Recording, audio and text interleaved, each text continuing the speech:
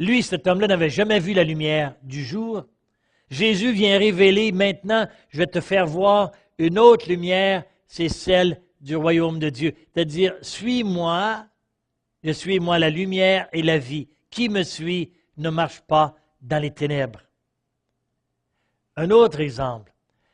Jésus, alors qu'il est dans la maison, chez des amis, puis il enseigne. Parce qu'il n'était pas toujours à la synagogue. Des fois, il était dans la maison. La parole de Dieu nous le révèle. Alors, voici qu'il y a tellement de monde dans la maison, et à l'entrée, on arrive avec un paralysé sur un brancard. Alors, on ne l'a pas. Il ne pouvait pas rentrer dans la maison. On enlève des tuiles sur le toit et on descend par le toit, ce paralysé, devant Jésus. Alors, Jésus lui demande, qu'est-ce que tu veux que je fasse? Que je marche. Et Jésus lui dit, va, tes péchés te sont pardonnés. Vous parlez d'une réponse. Il demande de marcher, puis Jésus lui dit, va, tes péchés te sont pardonnés. Alors là, au côté, les pharisiens sont là, les scribes, puis sont en train de maugréer, puis Dieu seul peut pardonner les péchés, puis ils s'insurgent et le pouvoir de Dieu. Alors, on lui en voulait à Jésus. Alors, Jésus les a entendus. Jésus leur dit, mais qu'est-ce qui est le plus facile?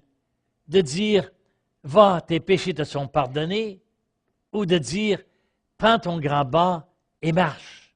Bien, il dit, pour vous prouver que le Fils de l'homme sur terre a le pouvoir de remettre les péchés, il dit à cet homme, prends ton grand bât et marche. L'homme s'est levé, il a pris son brancard et il est sorti. Qu'a fait Jésus?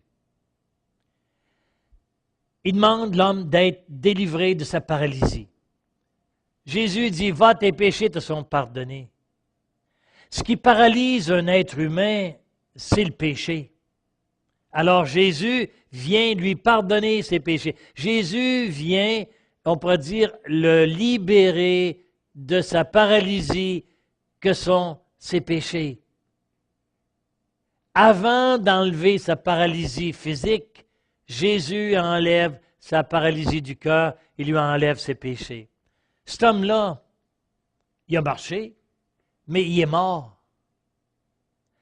Mais son cœur, qui a été libéré de la paralysie du péché, aujourd'hui, il est auprès du Père, il est avec Jésus, il est dans la gloire du ciel. Jésus, donc, pose un geste de guérison physique, mais Jésus vient surtout poser un geste de libération intérieure. Le royaume de Dieu que Jésus vient annoncer, que Jésus vient instaurer en ce monde, c'est un royaume spirituel. C'est ça, Jésus vient le nourrir. Quand on demande à Dieu que ta volonté soit faite, on devrait demander à Dieu d'entrer, nous, dans sa volonté. Comprenez? Quand on dit que ton règne vienne, le règne de Dieu sur terre ne tombera pas comme une pluie abondante. Non. Quand on dit que ton règne vienne, on demande à Dieu de nous rendre capables, nous, de faire venir le règne de Dieu dans le monde. La seule manière, la seule façon pour le monde d'aujourd'hui de voir l'amour de Dieu, c'est à travers vous autres. De voir la tendresse de Dieu à travers votre tendresse, la douceur de Dieu à travers votre douceur, la miséricorde de Dieu à travers ma miséricorde.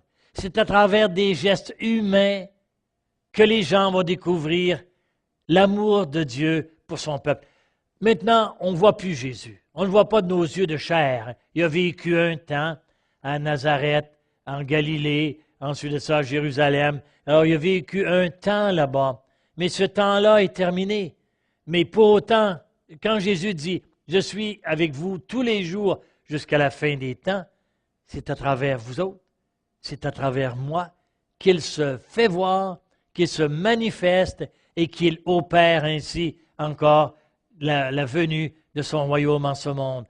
Donc, quand on demande à Dieu que ta volonté soit faite, ce serait de demander à Dieu, rends-moi capable d'entrer dans ta vision à toi de l'humanité, de rentrer dans ta vision à toi du monde, de rentrer à toi dans ta mentalité à toi sur la vue que tu as pour moi. Et je rencontrais au printemps dernier, à l'occasion d'une retraite paroissiale, un jeune homme, il avait 35 ans. Alors, c'est lui qui m'a accueilli dans une résidence, un HLM. Alors, c'est lui qui s'occupe de pastoral. Alors, tout tatoué, là, il est en fauteuil roulant. Alors, il m'a raconté sa vie. Il a eu un accident. Et puis, depuis ce temps-là, il est impotent. Donc, il était camionneur, gros accident. Et aujourd'hui, il est en fauteuil roulant. Puis, il le sera pour jusqu'à la fin de sa vie terrestre. Il me racontait comment est-ce qu'il était révolté. Il a sacré, il a blasphémé, il en voulait à Dieu, puis il me contait, là, il dit, quand j'y pense aujourd'hui, il dit, c'est épouvantable comment est-ce que je pouvais injurier Dieu. Puis il dit, tranquillement, je ne sais pas qu'est-ce qui s'est passé en moi, mais j'en suis venu à être plus calme. J'en suis venu à garder dans la parole de Dieu. Et quelqu'un m'a donné un livre, la Bible, commencé à lire ça, puis il dit, tout d'un coup, j'ai compris, petit à petit, parce que ça n'a pas été facile non plus, qu'il était l'enfant bien-aimé de Dieu.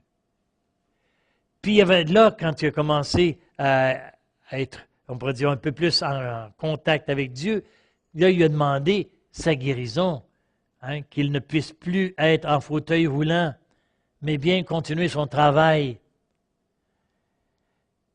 Puis il me racontait, il dit, aujourd'hui, Père, si je vous disais aujourd'hui que je remercie Dieu d'être en fauteuil roulant, il dit, ça serait difficile à me croire, hein. Mais il dit, c'est ce que je fais.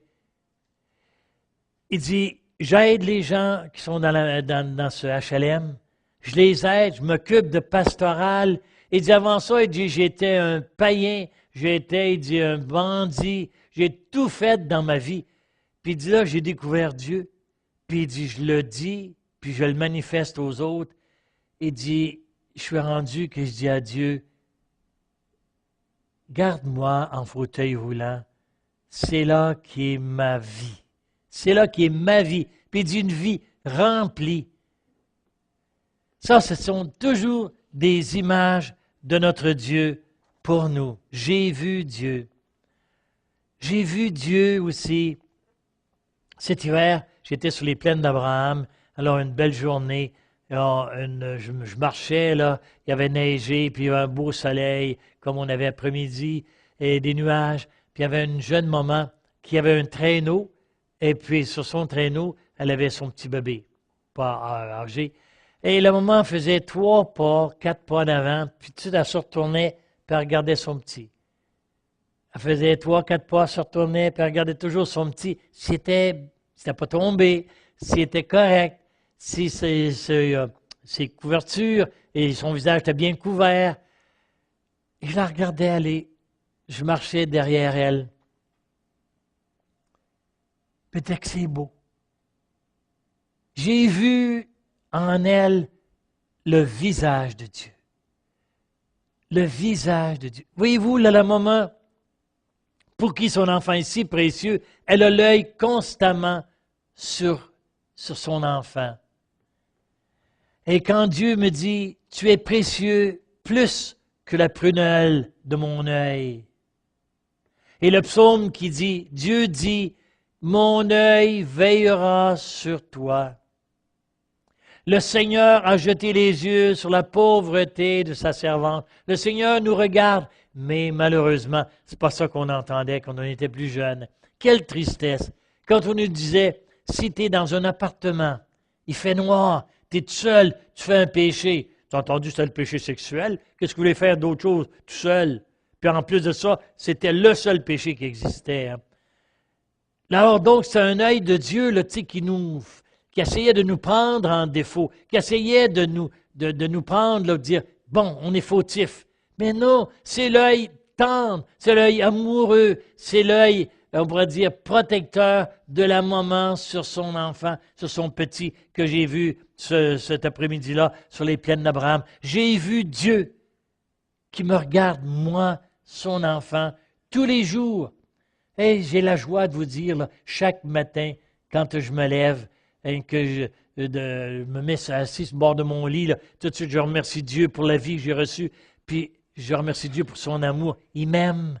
Puis là, je me vois comme petit gars quand je descendais en bas à la cuisine. Papa et maman étaient levés, la lumière est allumée, ça sentait déjà le gruau, le bon gruau. Là, ils m'attendaient. J'avais besoin d'une caresse, ils me caressaient. Chaque jour, en me levant, je peux dire, il y a quelqu'un qui m'aime, c'est mon Dieu. Et je suis tellement important à ses yeux. J'ai vu Dieu dans ce moment, l'œil de Dieu sur moi. Cette émission a été rendue possible grâce à vous. Foi et Télévision chrétienne apprécie énormément votre soutien spirituel et temporel.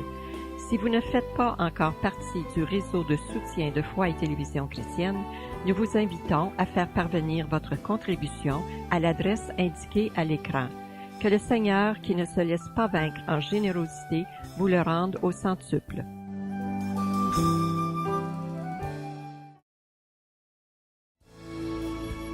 Une consolation éternelle et une bonne espérance. Dans cette nouvelle série, l'abbé Daniel Berniquet, vicaire épiscopal, encourage à choisir et à semer largement dans l'espérance, ce qui demande un surcroît de foi. Ce n'est pas refuser de faire face aux problèmes, mais c'est choisir de faire confiance. Ne tardez pas à vous procurer ces 3 DVD en faisant parvenir votre chèque à l'adresse indiquée.